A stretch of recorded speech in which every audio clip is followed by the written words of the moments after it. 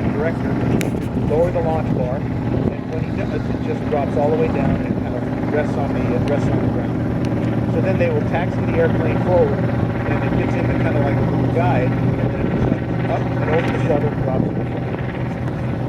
Now this yellow device here, so we've got the launch bar on the front of the nose gear, and this is the holdback bar. And this attaches to the back of the nose gear landing via this little device right here called a dog bone. They call it a dog bone because that's kind of what it looks like, a dog biscuit. The correct name for it is the tension bar. So this is designed to pull apart at a certain tensile strength. And so when you get the airplane hooked into the catapult, this is what holds it back. All right, let's talk about how they actually go about hooking it up. When the pilots come out of their ready rooms, first thing they do is they go to flight deck control. Flight deck control over here is door number 56, I believe, and there's a little video in there, and they show you what they call the Ouija board, which is a scale model recreation of the flight deck. So the pilots will go in there, and then the guys in flight deck control will tell them where their airplane is going. And they'll also have a little slip and show what the gross weight is, what's on it. So the pilot will then go to his aircraft and meet up with the plane captain. They'll do a pre-flight. They'll talk about the maintenance issues on the aircraft.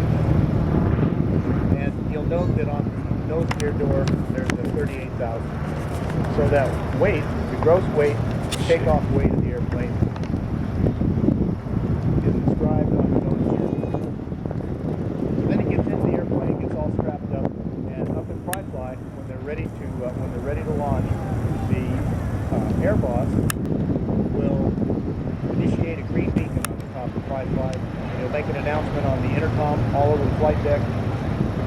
Commence flight operations and start engine. So then they start engine, and let's assume here that number 507 is the first to go off. So they'll taxi it forward. The guys in the yellow shirt, let's say we're back their ways, the directors never back up. What they do is they stand in one place, they direct the airplane, left, right, and then when the airplane gets up to them, then they'll pass them on to the guy in front of them so they don't back in. So they taxi him up to right behind the jet blast deflector. Then the airplane is put into flight configuration. Wings are unfolded. Flaps are set. Go through the flight check. Then they will taxi the airplane over the jet blast deflector. The jet blast deflector goes up behind it. The first ones that get to work on it are the maintenance guys and the ordnance guys in the red shirts.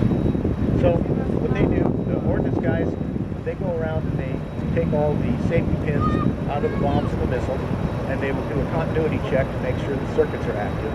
Then when they have them all together, they will hold them up and show all the safeties, all the flags, all the red flags that they removed before flight. They will hold the pilot so that he can see them. While that's going on, the maintenance guys will be giving the airplane one last check. Make sure all the access doors are closed. Make sure it's not leaking any fuel or hydraulic fluid. Then they'll give a thumbs up. Then this is the director. While this is going on, the plane is moving forward slightly. The launch bar has been dropped. The guy will get underneath, and he will attach the holdback bar to the back of the nose gear with the dog bone, with the tension bar. So one half of it fits into the back of the nose gear, the other half is into the front of the launch bar, on the